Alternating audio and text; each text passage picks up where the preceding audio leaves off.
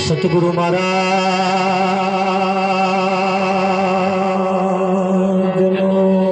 જય હો। બાપુ શ્રી વકીલ રામ મહારાજનો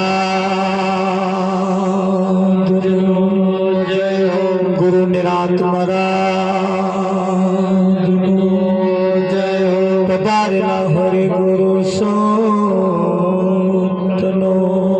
જય હો।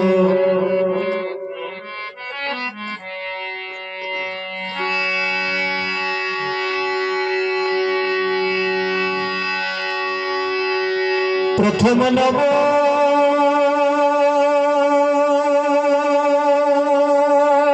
ગુરુદેવને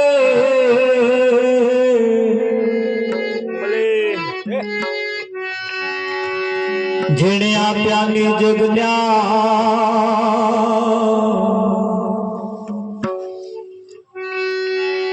જ્ઞાને ગોવિંદ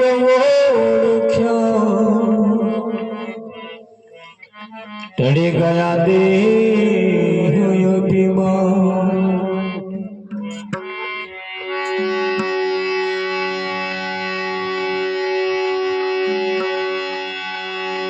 સંત સમાગમ ને હરિ કથા તુલસી દુર્લભ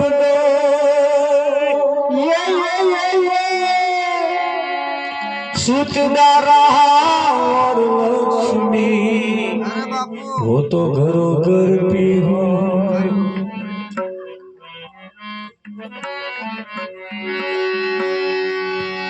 आयो खरो पण जाण्यो नहीं मनुष्य ने हनो मरो हरो शिर अनाज ने कारणे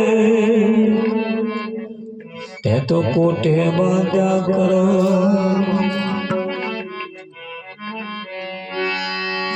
सतगुरु महाराजनो जय हो। આજનો પાવનકારી પુનિત પ્રસંગ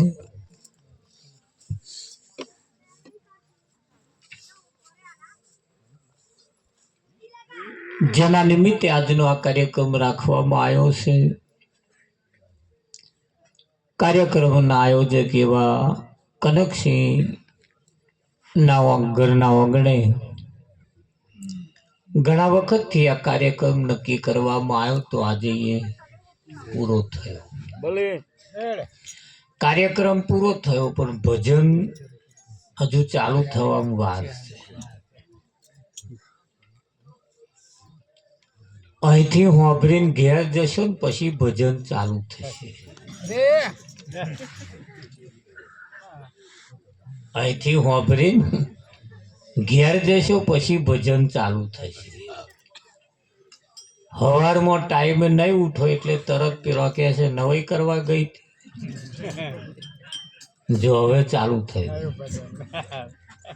એટલે અત્યારે હોંભરવાનું।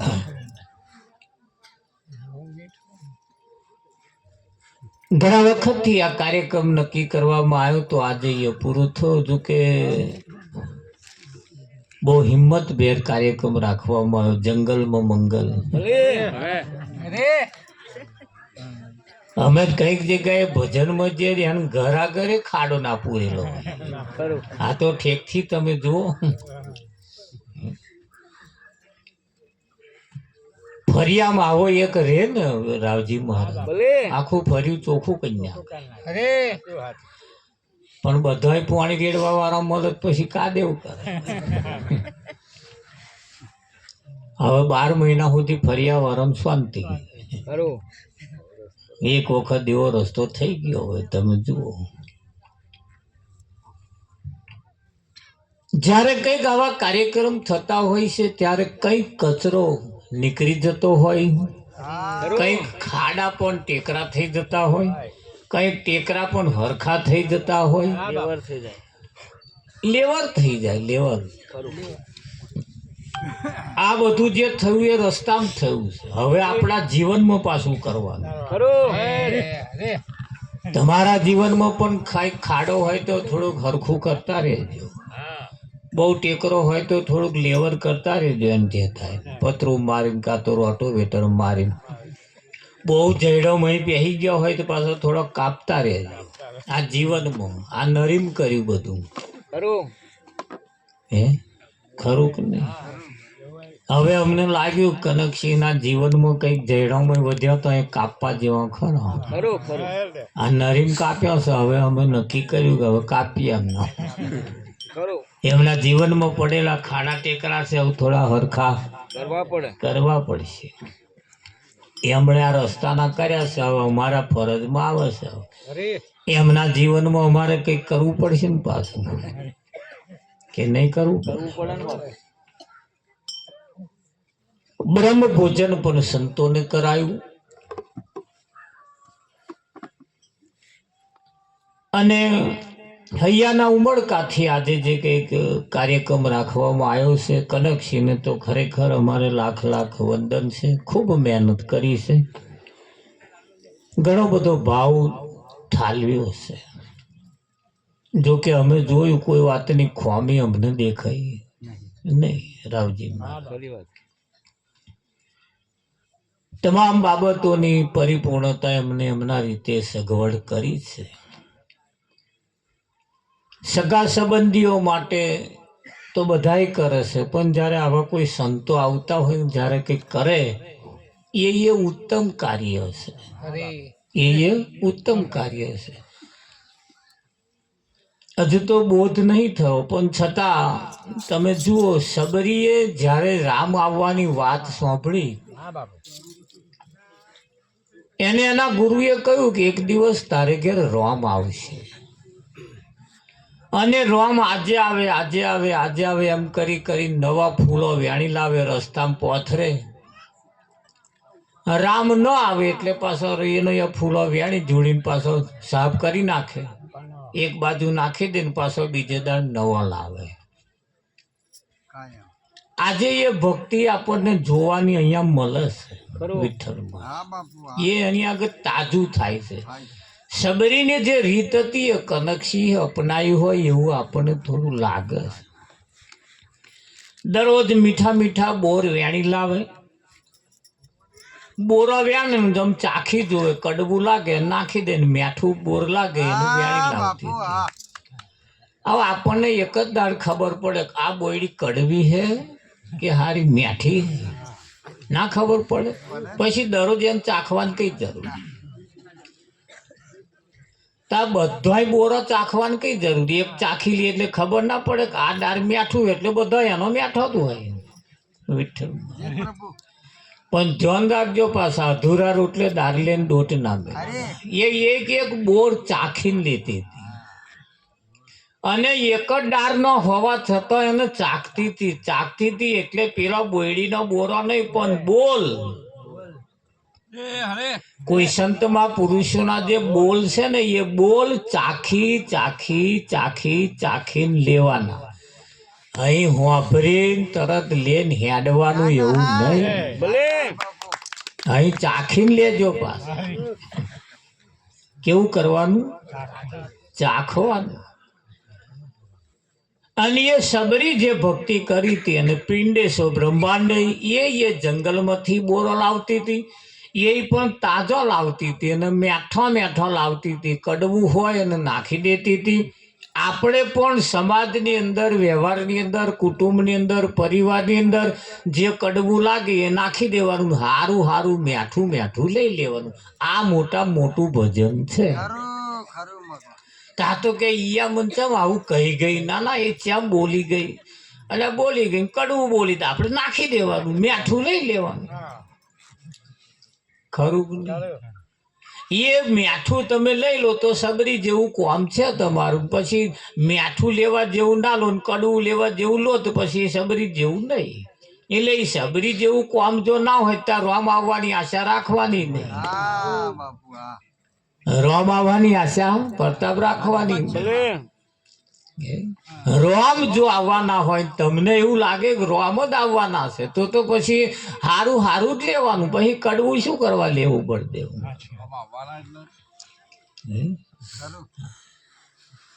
એક દિવસ સબરીને કહ્યું કે એક દિવસ તારે ઘેર રામ આવશે. ક્યારે? અહીં બેઠા એ બધાને ઘેર એક દિવસ રોમ ના આયા હોય તો આવવાના છે, ના આયા હોય તો પછી ચિંતા જ નહીં.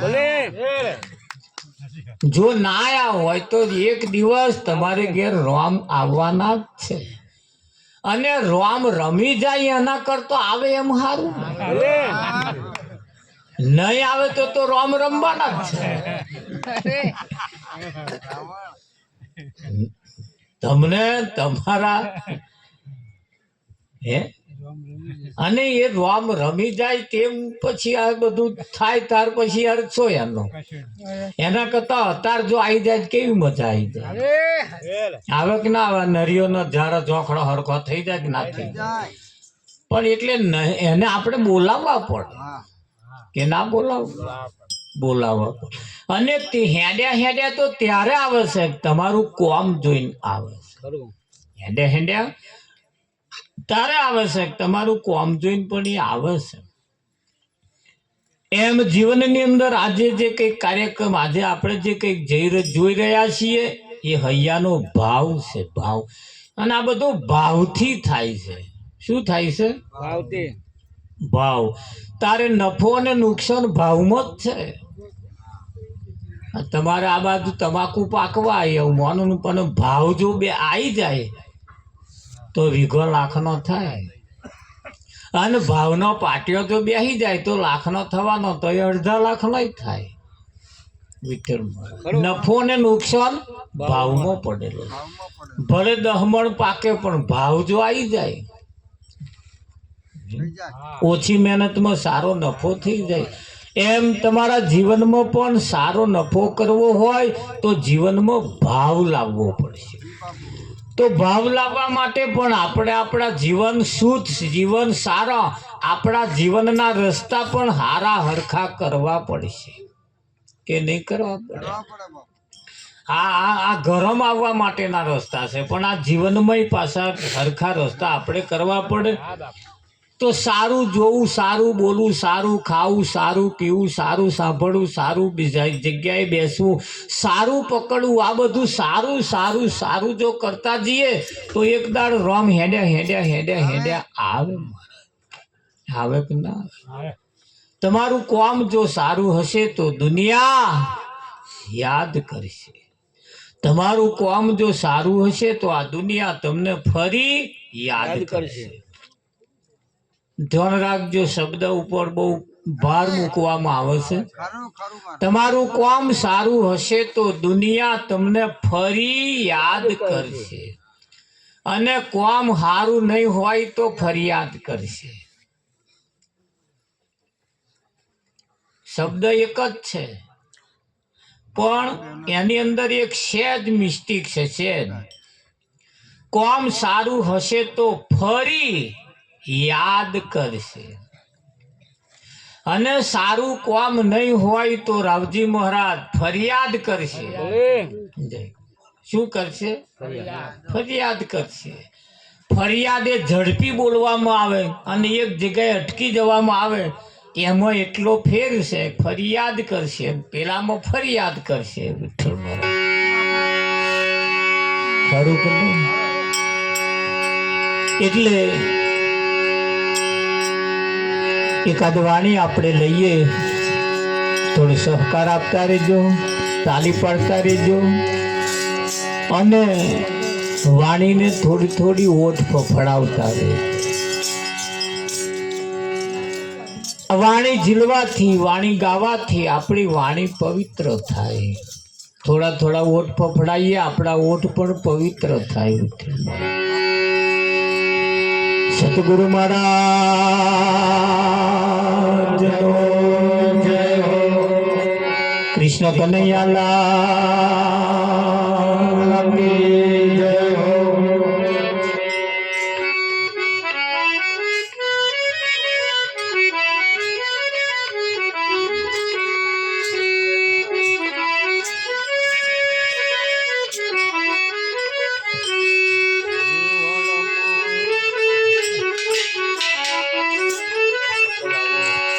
ये मारे गे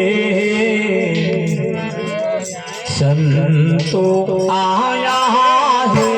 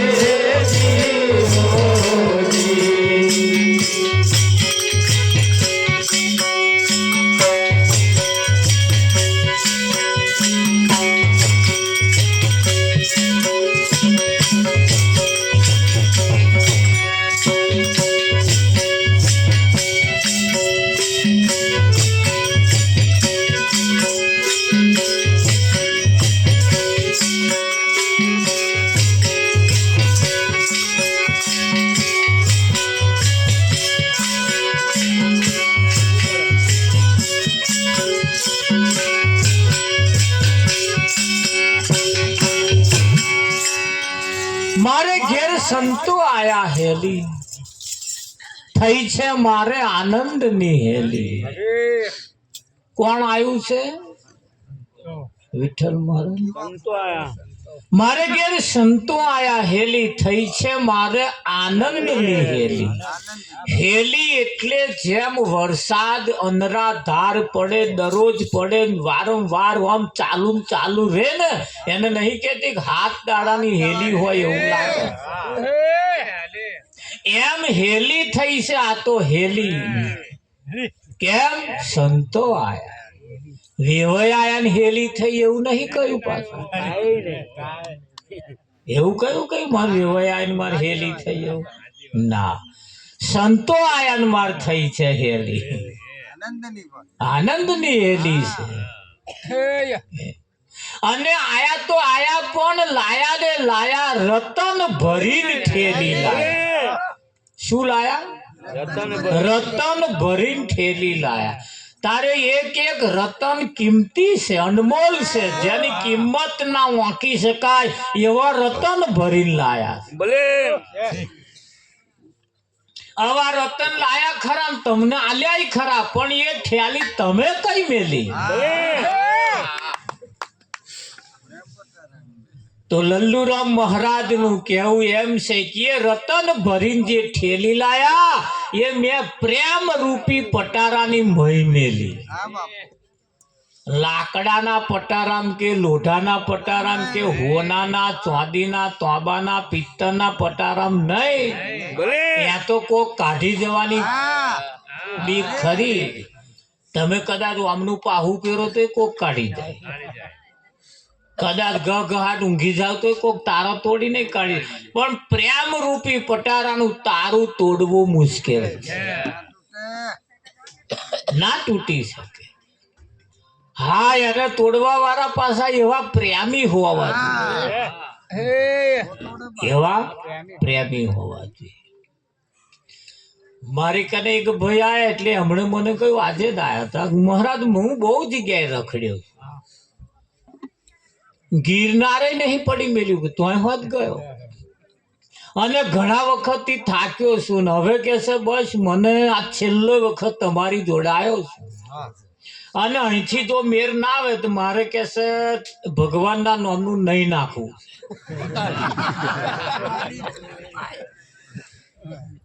એના નામનું નહીં નાખવું છે. અમે પતિ પત્નીએ બે નક્કી કર્યું છે, પેલું આમ ચો આખું ના આવવા જવાનું ચોણો જ કે તઈ નહીં આવું કે એના નામનું, બસ પછી ખોરવા જવું નહીં, મહેનત નહીં કરવી, એવું કહેતા હતા. તે કેમ બીજી બીજી ઇધર વાતો બધી ઘણી, મન કે બીજી બધી વાતો ના કરશો પડતા, સીધે સીધું મને કહી દે, સીધે સીધું મને કહી દે. આ વાત એવી છે સીધે સીધી કહેવાય એવી, કેમ કે સીધી પાછી અડીએ ઉતરે એવી.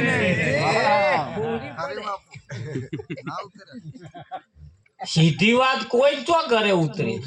કબીરે સીધી ના કહી તોય ઉતરી, મીરાબાઈએ સાચી સીધી કહી તોય ઉતરી. આ સીધી હરલે ઉતરી જાય એવી, પણ હમણાં પાછા એ આઈડિયા વાંકા એટલે સીધી ઉતરે એવી નહીં. પછી મેં કહું સીધે સીધી તો હવે, અને તો સીધે સીધી ઉતરી જવાની. મેં જો તમારી તલપ અને લગાવ જો હશે તો બેહો, આપણી વાતમાં કંઈક એવું આવે અને કદાચ સીધું ઉતરી જાય. ભાઈ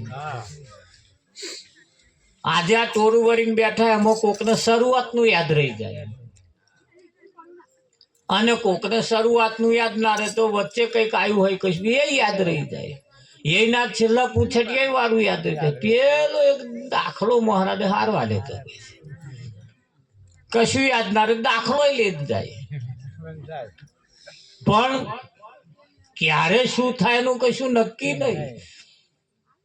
એટલે બેઠા 2-3 કલાક જેવું બેઠા, કલાક થયો એટલે પાછા બીજા કોક આયા, એટલે એમની જોડે વાર્તાલાપ ચાલુ હતો ને એમાં એમને વાતચીત, એમને એવું પાછું કંઈક મય પકડાયું ને એમને કંઈક મમરો પાછો મેલ્યો. વિઠ્ઠલ અને એ મમરો મેલ્યો એની માં કંઈક વાત આવી ને એમને એ વાત પકડાઈ એટલે પછી બે હાથે જોડીને કહ્યું મહારાજ મારે જે જોઈતું હતું એ મને મળી જ ગયું. હવે હું એકલો નહીં, કાલે હું મારી પત્નીને લઈને આવીશ કે અહીં કંઈક હોય એવું લાગે છે કે તે કાલે પાછા આવવાના હવે એમને લઈને આવીશ કે છે. અને એને હોત કે મારી જોડે બાવા થઈ જવાનું નક્કી કર્યું હતું કે હવે અમે બાવા નહીં થઈએ.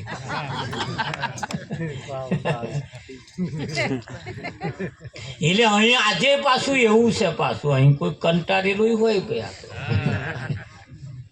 એટલે અહીંયા આગળ એ કહ્યું કે લલ્લુરામ મહારાજે કહ્યું કે સદગુરુ આયા તો રતન ભરીને ઠેલી લાયા.